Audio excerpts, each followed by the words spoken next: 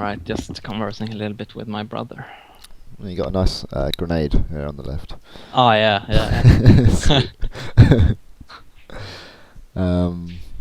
Oh wait, hold on, Darff, a little bit.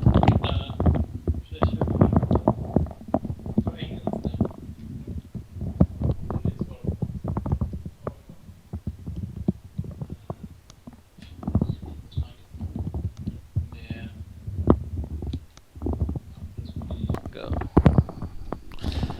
Cool. All right, ready? Yep. Right, 3, 2, 1, go. Okay, third map. It's 2-0 to tVS in the EQL8 final. Played at the end of 2008. Third map, DM2. 3, 2, 1, go. Looks like 3B have got the rocket launcher. No one's got a quad yet. Oh, he almost gets taken down by Immonen there. Oh, that's really unfortunate. It's a bit late to quad, but he actually gets it either way. Wow, that's really late quad, and the high rocket launcher only just got taken as well. Wow, despite things looking a bit shaky there for 3B, they come out really far ahead here in the start. Only one rocket though, this is gonna be so tricky for him. Ooh. Wow! Great rocket there though, but he can't really finish him off. Yeah, Diki survives with just, I think he had like 9 health. No, I think he was like 109 health actually. Oh, okay. I thought he might have picked up the mega afterwards. Oh no, he actually had it, but I think he's counting his blessings there that SS only had 1 rocket. Yeah, real tough challenge for SS to time that rocket and land it. He did okay, but yeah, Diki escaped. So now we've got Diki at path. We'll be launching an attack, I think, for this next quad. I suppose that early on in the game, is it worth attacking quad at this point? Well, Diki was the only rocket launcher. Blaze pick up the low rocket launcher, but he would have tried. Yeah, he wouldn't have made it to the quad. So maybe it's better to just stand at red mega and just be safe rather than sorry, I guess. Blaze lands 2 rockets when Unknown comes up by a path. Unknown manages to take the rocket launcher with no armor. He manages to escape and get the secret. So 3B in control here. There's twice the number of frags as tVS. Yeah, they are supreme control here. Diki is still alive though with his with the first rocket launcher that he picked up there. So he's just trying to be a thorn in the side here of 3B. And defending the low rocket so his teammates can pick it up. Yeah, exactly. So it looks like Milton's made his way to quad, but he gets juggled up in the air. Oh no! Diki comes in as well. Wow, and he cleans house. Oh, really nice. Oh dear. Wow. Poor then. Just quietly slipped into the lava. Yeah, that was quite an awkward situation there where Milton attacked quad, Diki followed up, and like every player of 3B was like, yeah, we need to get the quad, so everyone was positioned really awkwardly, everyone on the quad, and Diki was just spamming away and eventually killing most of the team. It was an interesting situation there for sure. So it's now two rocket launchers to 1 tVS. This next quad is pretty crucial for deciding who will whether tVS can actually cement some kind of control after that successful attack, or whether 3B are going to be able to. Oh, nice rocket from Unnamed. Oh, but Diki doesn't finish him off. He starts to kill the boomsticker there. That was quite awkward. Okay, Unnamed can't go for the quad. Diki comes in from big with a yellow, but is eventually picking up the quad. But oh no! Why you saw? Wow, even I saw the enemy there. Gets squished. That's so unfortunate. Milton with his classic trademark rocket jump up. Wow, and it takes no damage from a GL guy. That's such an amazing result when you attack there and you find somebody with a GL. You're most likely to eat maybe 1 or 2 grenades to the face, but he takes nothing. Really nice. And this put him in great position for the quad, but that's another half a minute away or so. After the last one died, got squished. Is it the case when Teddy's not secure, it's good to camp up there next to the platform? Yeah, it's a good spot as any to stand basically. You're a bit more in control of the situation because you have like you know exactly who is slipping and when they're slipping, rather than if you were positioning yourself at high. So if you have the high time, it's as good as position as any to stand there. It's not ideal since obviously you maybe have to fire a few point blank rockets, but yeah.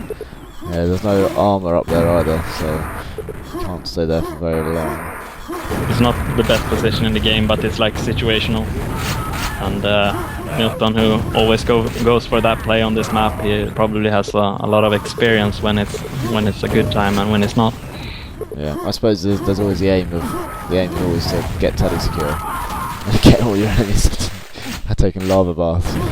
Yeah, and ideal situation is if you can secure high and then you can move somebody to tele and keep that one safe, and that way you know that nobody is slipping and nobody is at high, so the tele guy can just safely keep tele safe and you have full knowledge of what's going on. Alright, so Milton here being alerted that enemies slipping. I'll just take him out before we get the rocket launcher. 3 rocket launchers to none on tVS now. I think tVS got a guy at Red Mega. Yeah, DK's camping Red Mega, so he'll be running a low, making it really hard for 3B to launch any kind of comeback here. Wow, but tVS only having 2 rocket launchers at the moment though, so and there's no point to start really spawn fragging like you occasionally see on DM2, but Milton of course having probably the best timing on the scene. He knows exactly when the high is spawning, so if you're camping Red Mega and yeah, your team goes down to just one other rocket launcher as well as you. Should you move immediately over and come back to the other side of the map? If you play with Milton, who has such insane timing, maybe you can like think about it, but normally you want to go and help out at the water side of the map. Yeah. Because it doesn't really make any sense to keep Red Mega safe, like just standing there idling while your team is losing the map. Then I feel like your rocket launcher can perhaps do a bit more if you just make your way to water. So a Milton quad ball there and Red Secret. And Eminem takes a bit of damage to himself, but he's managing to escape. Last grenade is covering his tracks. No armor around though, it's just both of them just been taken. Yeah, so he has a couple of rockets though, so we will probably just abuse positioning here and the fact that he has a couple of rockets to make his way here eventually to the secret. It's not looking too strong though, but he gets no pressure. Really, his teammates alleviating a lot of that pressure by simply keeping... Wow! He goes down in the end. Oh dear. So very uncharacteristic of Milton here. Well, yeah, two quad balls in a row, that was. Yeah. Quite often, yeah, like you were saying earlier, you know, if Milton's on the other side of the map, then you probably don't need to worry about it. I played with Vala, and it was very similar kind of thing. Like, you'd always know if he had a weapon, which most of the time, and where he was, and you didn't have to worry about the opponents there. You just had to worry about the other areas. And as soon as you're in trouble, you just call the Valor and it comes and clears out the place. Yeah, that's like a lot of things go into every decision you make, obviously, but having a teammate that you really trust to not go down to just simply spawners, then yeah, you can make a lot easier decisions. Like if you really trust your teammates, then it's a lot easier to play. Yeah, for sure. And playing to your advantages as well, using what you have. Milton missing the speed jump, but he's got to rocket in time. Ass gets a rocket hit on him, but it's not enough. Looks like Milton maybe won't pressure the Red Mega. Didn't have enough armor maybe to follow through with that. Yeah, it would have been quite a risky play and no need really either. They're ahead by so much, and halfway into this game, so no need to risk it. Better There's to that like with the save. rocket. Lands one on Milton. Milton manages to escape.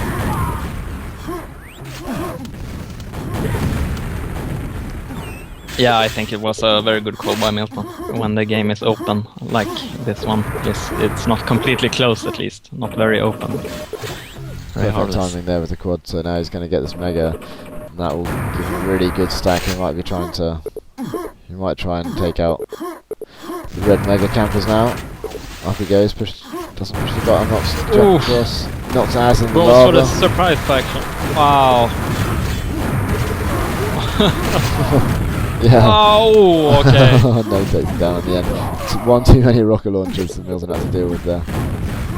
Yeah, I think Public, who came in with the rocket launcher there, I think he picked up the low just recently, and I'm not sure if Milton had the time on it or what happened there, but I think Milton could have picked up the low and then made his way to red mega. Yeah, I think he did have time on it, because I remember he was there on his last quad run. But maybe he didn't intend to spend so long at red mega. Yeah, maybe he was going for the surprise factor, because everyone had the low timing, so obviously you don't expect the quad to attack before he gets the low, so... Yeah. Advanced stuff. Yeah, I think so, but... it didn't really pay off for him in the end, despite some crazy moves. Yeah. He had like, there's 3 rocket launchers to take out. Wow, and Blaze also not really picking up the low when you have quad there. Normally exactly what you want to do when you have quad, like the main goal of a quad run when you go to low is picking up that low. Quite easy to do as well, very often, especially when the team aren't actively defending the low, but both of them opting for different plays. Blaze simply being a bit unaware, I think.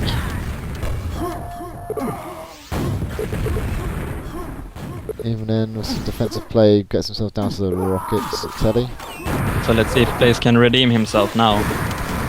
So when you're in control on DM2, you're in no shortage of rocket launchers. Yeah, that's an enemy slip, but I think Milton's got that covered. I know Milton's over at red mega.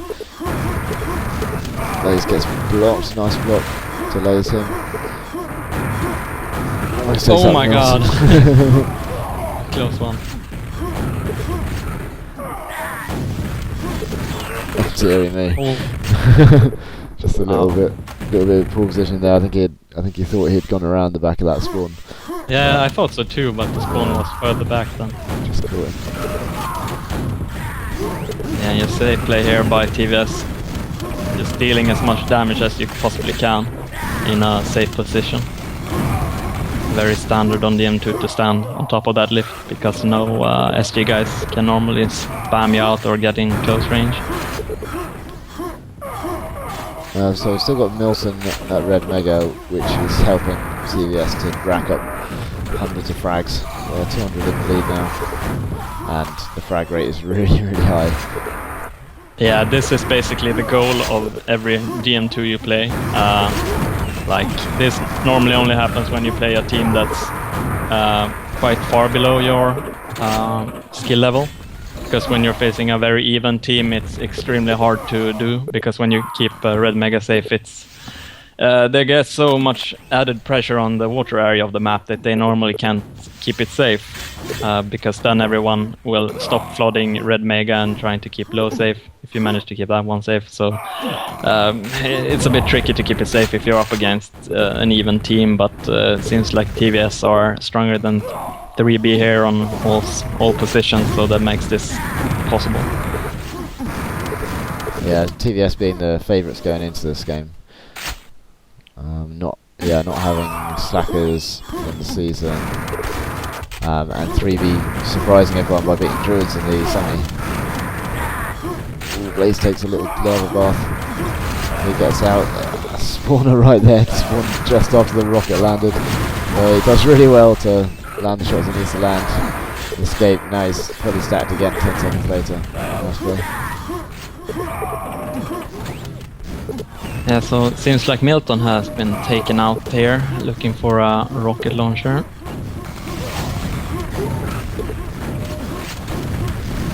Oh, 3 people from tVS at low now. Not really a situation you want to be in, but seems to pay off because 3B is flooding them when they have 3 people there on the map, so it worked out very nicely for tVS. Yeah, Normally when you have 3 people at low, chaos is going on at the tele side on the map. So DQ managed to hold the telly there. Keeping those armors, getting those frags to spawners. yeah, it's just a complete display of dominance here from tVS, like on the previous maps. Wow! Dominates his teammate. Yeah. Got 2 of them. Really cementing dominance, even killing your teammate. Unnames managed to get a rocket to like big, so we'll see if he gets a yellow, whether he can launch an attack on the next quad. So a little under 5 minutes and tVS ahead by 250 frags. It's beyond help at the moment. Really nothing that 3B can do at this point to remedy this map. So what would you say? I mean, obviously not this game, it doesn't matter, but per minute, if the opponents are slow spawning, how many frags would you get on DM2? For 20 minutes or? Just per minute at the end. Is it like 20, 25 frags a minute? Yeah, something like that. It's really hard to say. I haven't really done any calculations on it, so I don't really know. Because normally you don't really need to know, because either you want to get frags or you don't, so it's not really yeah, isn't it important to know, or have an idea of it? Yeah, now that I think about it, like when you are getting spawn frag, like what is possible to get away with? Yeah, exactly. I guess, I see your point. Yeah, but something like it, I think 20-25 frags per minute seems like... it's less on DM3 and E1M2. Yeah, for sure. Not even sure it's possible to spawn frag like that on E1M2 because there are so many awkward spots you can hide away at, and very often you're not so stacked that you can just run around and creating mayhem on E1 and 2 like you can on perhaps DM3 and DM2. But yeah, DM2 obviously the map where you can take back the most frags per minute. Yeah, for sure. We've seen some good finals with comebacks, defeating slow spawners in the EQL finals. So I look forward to covering some of them in the future. Yeah, and I really hope for more even games, perhaps. This season didn't really seem like any team signed up that could threaten tVS all that much. Yeah, maybe if Druids had practiced, then they might have got to the final and had a better show. Yeah, I'm really surprised that 3B actually beat Druids, because I think Druids... I know that Druids has performed better against tVS than 3B did this game. So that's a little bit surprising to me, but not taking anything away from 3B, of course. They won fair and square against Druids, and practice pays off like it has done so many times in the past, and doesn't really matter if a team is better than the other team.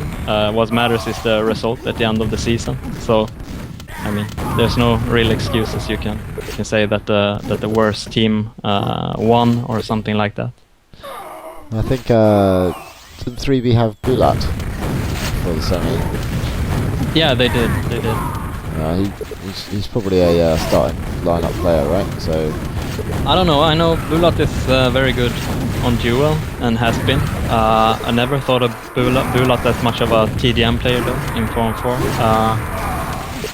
So I don't know if he would have played. Maybe they would have been stronger. Maybe not. I have actually no idea. I know he's a strong individual player, but as far as TDM goes, I can't really say. yeah, he's got great lightning gun aim as well. Yeah, that's what he's known for. Yeah. Evidently, he practiced a lot against bots on POV DMM4 when he didn't have that good of an internet. Yeah. Living far away in Russia, in eastern Russia, or middle of Russia, which is pretty far east regardless. Yeah, for sure.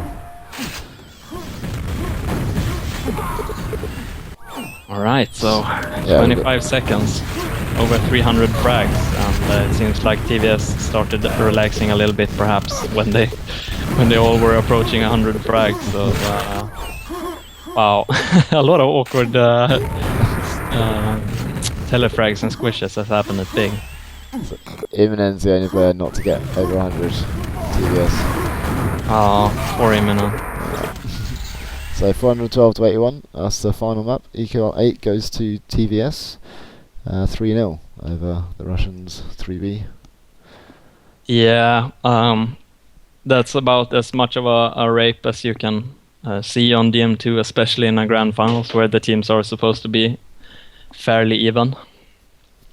Yeah, tVS doing a great job of holding down Red Mega as well as the tele side of the map.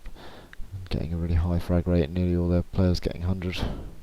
Yeah, and actually an interesting point to make is when SS made his quad run to low with only one rocket and Diki picking up the low, he actually had that low for so long, and eventually that rocket launcher that Diki had eventually made its way to water when Milton made a push for quad and just spammed quad and took down 3 players from 3B when they initially had control. So that same rocket launcher that Diki picked up that SS didn't manage to kill actually turned the map around in a big way a few minutes later. Yeah, that's right. Well identified. It's interesting to see the kind of cause and effect. Very small causes have big effects on the game.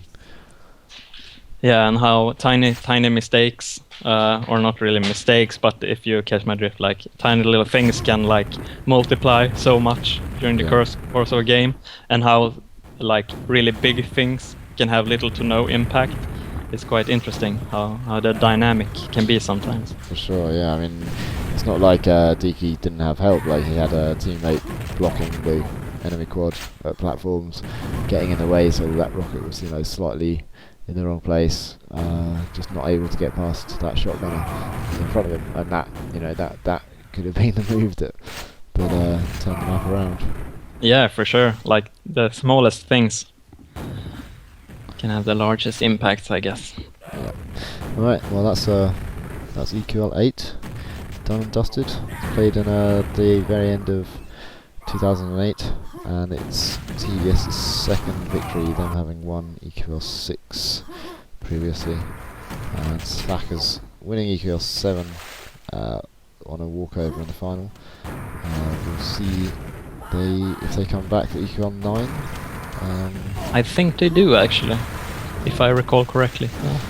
Cool. Okay. Thanks for listening. Yeah, thank you. Yeah, thanks for casting, Dar. Pleasure. Thanks for helping out with the commentary as well. Yeah, no problem.